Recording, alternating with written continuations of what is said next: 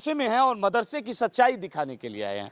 सच्चाई ये है कि बिहार शरीफ में रामनवमी शोभा यात्रा में हिंसा की कुछ उपद्रवियों ने ईंट पत्थरबाजी की। उसके बाद बिहार शरीफ में हिंसा फैल गया और हिंसा फैल गया, उसमें बहुत सारे दुकान जल गए, मॉल जल गए, होटल जल गए, यहाँ तक कि मस्जिद और मदरसों को भी टारगेट किया गया। ये देखिए मदरसा है, ये मदरसा है और शायद ये बिहार शरीफ नालंदा देखिएगा। और ये जो देखते हैं ये बना था शायद 1910 में और 1930 में एफिलिएटेड, यानी कि 1930 में ये मान्यता प्राप्त और 1910 में बना था। ये यानी कि अंग्रेजों के शासन काल से चलता आ रहा ये मदरसा है और इस मदरसे की सच्चाई दिखाने के लिए आए थे। ये आज़ाद भारत से पहले का मदरसा है और मदरसे में उपद्रवियों ने किस प्रकार से आग लगाया है, उपद्रवियों ने मदरसे को किस प्रकार से जलाया है, आप देख सकते हैं। इधर दिखाइएगा, ये देखिए इधर दिखाइएगा, ये किताबें, ये सब किताबें हैं मदरसे में जली हुई और शायद आज़ादी की पहले की यादें हैं। ये सब जो देख रहे हैं ना, ये किताबें जली है, देखिएगा ये किताबें जला है। ये और कितना किताब जला? 14,000 किताब जला है। अफसोस और ये दुर्भाग्यपूर्ण रहेगा, फारसी से उर्दू, अरबी से उर्दू, देखिए कुरान पर दुर्भाग्य रहेगा ये हमारे देश का और ये खास करके बिहार शरीफ का कि मदरसा कितना 14,000 किताब को जला दिया उपद्रवियों ने। अब बताइए कि आज़ादी से पहले 1910 में बना ये मदरसा और 1910 से इस मदरसे की यादें हैं और इस यादें को मिटाने का प्रयास किया गया। हमारे धर्म में हिंदू, मुस्लिम, सिख, ईसाई सभी लोगों की आज़ादी है।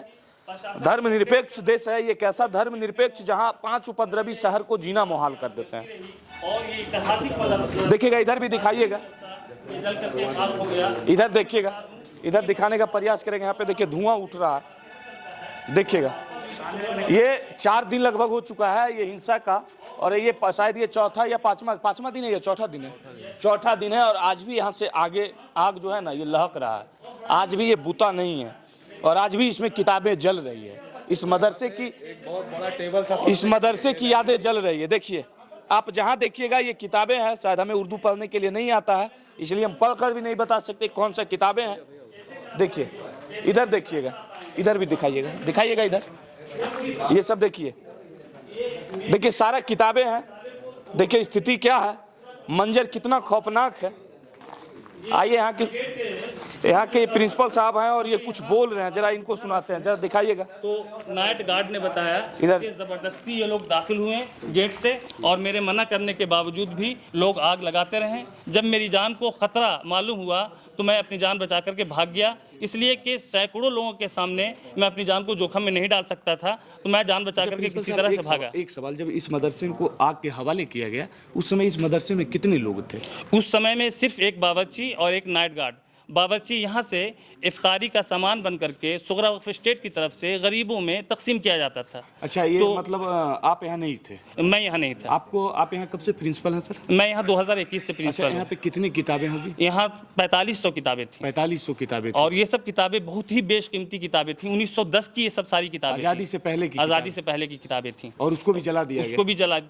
आपको कब मालूम चला कि इस मदरसे को आग के हवाले कर दिया गया? मुझे ये मालूम हुआ शाम 6 बजे के मदरसा अजीजिया में भी आग लग गई है और यहाँ जो बावर्ची इफ्तार का सामान बनाते थे उन्होंने फ़ोन किया कि सर हमारी जान बचा लीजिए, हम लोग फंसे हुए हैं, हमारे इमाम साहब भी फंसे हुए हैं। तो हम लोगों ने पहले उनकी जान के बचाने के लिए प्रशासन से कांटेक्ट करते रहे कि इन लोग फंसे हुए, इन लोगों को सुरक्षित रखा जाए और इन लोगों की जान बचा करके हमारे मोहल्ले में इन लोगों को लाया जाए। अच्छा, कितने की संख्या में मदरसे पे पहुँचे होंगे ये लोग? तो बताए होंगे। बावर्ची तो आपका बावर्ची तो नहीं बताया कि बावर्ची चूँकि अपने कमरे में बंद हो गया था, लेकिन ये जो मोहन बहादुर बुद्धा जो नाइट गार्ड थे उन्होंने बताया कि सैकड़ों की भीड़ थी। यहाँ सीसीटीवी कैमरा भी लगी हुई थी? सीसीटीवी कैमरा लगी हुई थी।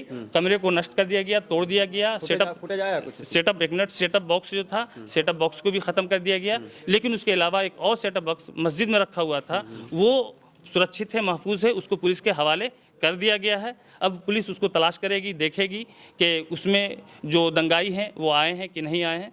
तो उसके बाद ये आप प्रिंसिपल है सर, ये बता सकते हैं कि कैसे लोग होंगे, कैसे वो धर्म को मानने वाले लोग, कौन सा धर्म के लोग होंगे? ऐसे हमें जहाँ तक लगता है कि धर्म को मानने वाले लोग इस प्रकार का वो लोग इंसानियत के दुश्मन हैं, इंसान के नाम पर धब्बे हैं, कलंकित हैं कि उन्होंने एक तालीमी इदारे को जहां तालीम दी जाती है बग़ैर भेदभाव के, ऐसे तालीमी इदारे को भी उन्होंने बर्बाद कर दिया, जला करके खाक कर दिया गया। ऐसे लोगों को इंसान नहीं कहा जा सकता है, वो वहशी नुमा इंसान नुमा जानवर हैं जिन्हें जानवर कहा जा सकता है। और एक तारीख़ी इदारा है, ये शान था बिहार शरीफ के लिए, पूरे बिहार स्टेट के लिए। इसकी जो शान व शौकत थी ये सिर्फ बिहार शरीफ के लिए नहीं थी, बल्कि पूरे मुल्क की एक शान समझी जाती थी। यहाँ क्लास 1 से लेकर के फाजिल एमए तक की तालीम दी जाती है। जी, अभी यूएनएफपीए की टीम आई थी, एंड्रिया मैम जो कंट्री हेड थी, यहाँ के बच्चों की तलबा की सलाहियत को देख करके और इस बिल्डिंग के नक्शे को देख करके बहुत खुश हुई। यही वजह है कि आज सेंट्रल सरकार ने भी बिहार के जो मदरसे हैं, सरकारी मदरसे, उसको मॉडल मदरसे का दर्जा दिया है।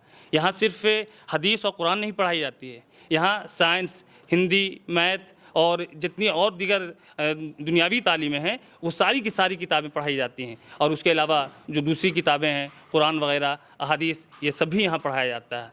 तो ये दोनों तालीम का संगम था, बड़ा ही अनमोल इदारा था। मैं आपको और ये बता दूँ कि ये जो मदरसा अजीज़िया है, नालंदा, नवादा, जहानाबाद, गया में इस लेवल का कोई मदरसा नहीं था।